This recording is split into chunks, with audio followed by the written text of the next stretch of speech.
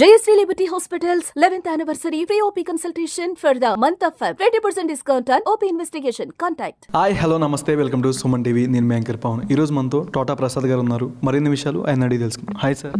Hi అండి. ఎలా ఉన్నారు? బాగున్నానండి. బిర్లా కూడా చేశారు మీరు ప్రభాస్ గారితో. ఈ సినిమాలో కూడా ప్రభాస్ గారు ఉన్నారు. అంటే బిర్లా ఫస్ట్ తమిళ్లో తర్వాత తెలుగు కాబట్టి మీరు చూస్ చేసుకున్నప్పుడు కొన్ని ఎలివేషన్ సీన్స్ కానీ రాసేటప్పుడు మీరు ఆ టైంలో ఎలా అనుకున్నారు? కొన్ని ఎలివేషన్స్ ఇలా ఇస్తే బొమ్మ బ్లాక్ బస్టర్ ఈ సీన్లో మోనిటర్ ముందు చూసినప్పుడు కానీ ఎప్పుడైనా మీకు అనిపించిన సీన్ ఏంటి లైవ్లో ఎప్పుడైనా? అంటే మీరు ఇప్పుడు బిర్లా సినిమా మీకు గుర్తుంటే అందులో యాక్చువల్గా ఒరిజినల్ డాన్ తీసుకున్న అమితాబ్ బచ్చన్ గారు డాన్ తీసుకున్న, షారుఖ్ ఖాన్ డాన్ తీసుకోండి, రజనీకాంత్ గారు బిర్లా చేశారు, రజిత్ గారు బిర్లా చేశారు, మలయాళంలో మోహన్ లాల్ గారు చేశారు, తెలుగులో ఎన్టీ రామారావు గారు యుగంధర్ చేశారు. వీటన్నిటికీ మించి మేము కొన్ని సీన్స్ చేంజ్ చేసాం. ముఖ్యంగా ప్రభాస్ గారి క్యారెక్టర్ చాలా ఎంటర్టైనింగ్గా ఉంటుంది.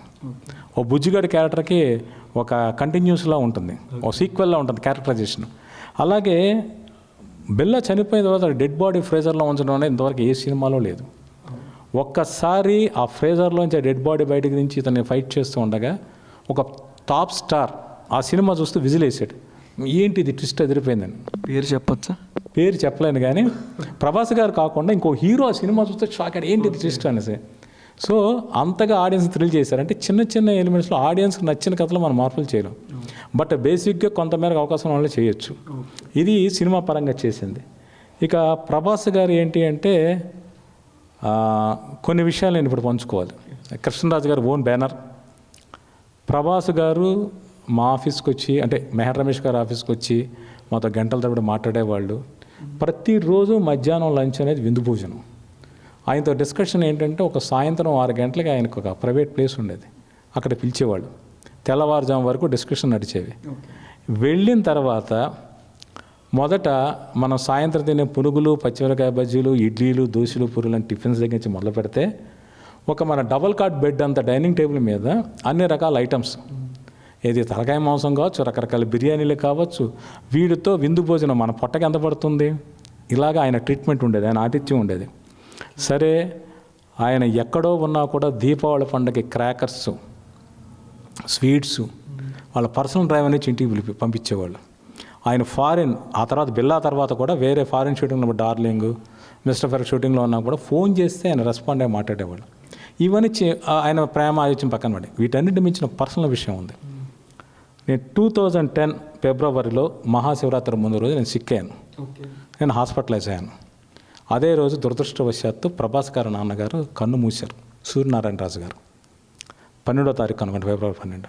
నేను హాస్పిటల్లో అనే విషయం తెలిసి ప్రభాస్ గారు వాళ్ళ నాన్నగారు చనిపోయినా కూడా నేను హాస్పిటల్ అని తెలిసి నా కోసం పర్సనల్ అమౌంట్ పంపించారు. నా పట్ల అంత కేర్ తీసుకున్నారు ఆయన. అంటే ఎవరైనా తన ఇంట్లో కష్టం ఉన్నప్పుడు ఎదుటివాడి గురించి ఆలోచించరు. పైగా తండ్రిని కోల్పోవడం అనేది మామూలు విషయం కాదు. అటువంటి పరిస్థితుల్లో కూడా ఆయన నా సినిమా రైటరు, నాకు తెలిసిన వ్యక్తి ఇబ్బందుల్లో ఉన్నట్టు అలా రెస్పాండ్ అయ్యాడు. ఆయన అంత మంచి వ్యక్తి ప్రభాస్ గారు. అలాంటి ఆయనతో చాలా కాలం తర్వాత మళ్ళీ ఆయనతో కలిసి పనిచేసే అవకాశం నాకు ఈ కన్నప్ప సినిమాలో దొరికింది. చాలా చాలా సంతోషం అనిపించింది ఆయన షూటింగ్లో కలిసినప్పుడు. అంటే బిర్లా నుంచి ట్రాన్స్ఫర్మేషన్ కన్నప్పలో రుద్ర క్యారెక్టర్ ఎట్లా, అంటే మీరు రాశారు, స్క్రీన్ మీద ఎంతసేపు చూడొచ్చు ప్రభాస్ గారిని మనం? అంటే ఇక్కడ ఇంకో విషయం చెప్పాలి. ప్రభాస్ గారికి ఈశ్వరుడికి మధ్య ఏదో అనుబంధం ఉంది. ఆయన మొదటి సినిమా పేరు ఈశ్వర్. ఆ సినిమా రిలీజ్ అయింది సోమవారం. సామాన్యంగా మనకి ఏ సినిమా తీసినా, తెలుగు సినిమా కానీ ఇండియన్ సినిమా ఏది తీసుకున్నా ఎక్కువ శాతం శుక్రవారం, కొన్నిసార్లు గురువారం. అంటే మీరు ఇప్పుడు అన్న పాయింట్ ప్రకారం మీరు ఫస్ట్ ప్రభాస్ గారి ఐస్ లుక్ ఒకటి బయటికి లీక్ అయింది. అది లీక్ అయిన దగ్గర నుంచి అందరూ ప్రభాస్ గారి శివుడు క్యారెక్టర్ అని బయట సోషల్ మీడియా కానీ ఎక్కడైనా మంచి రూమర్స్ స్ప్రెడ్ చేయాలి. తర్వాత అక్షయ్ కుమార్ గారు శివుడి క్యారెక్టర్ చేస్తున్నారని తెలిసింది, కానీ ఆ పోస్టర్ వచ్చింది మీకు తెలుసా? ఐస్ది ఒకటి లీక్. అందరూ ప్రభాస్ గారే ఈశ్వరుడు క్యారెక్టర్ అని చెప్పారు.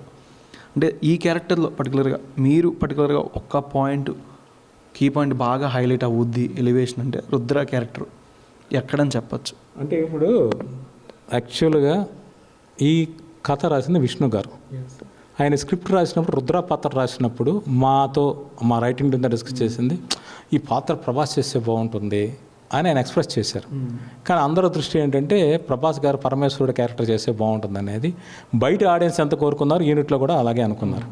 బట్ ప్రభాస్ గారికి మొత్తం స్క్రిప్ట్ చెప్పినప్పుడు ఆయన రుద్ర క్యారెక్టర్ ఎంచుకున్నారు. ఈ క్యారెక్టర్ నేను చేస్తాను, ఎందుకంటే కథలో చాలా కీ క్యారెక్టర్. పరమేశ్వరుడికి ఎంత ప్రాధాన్యత ఉందో త్రూ అవుట్ ఆయన అలా ఉంటాడు.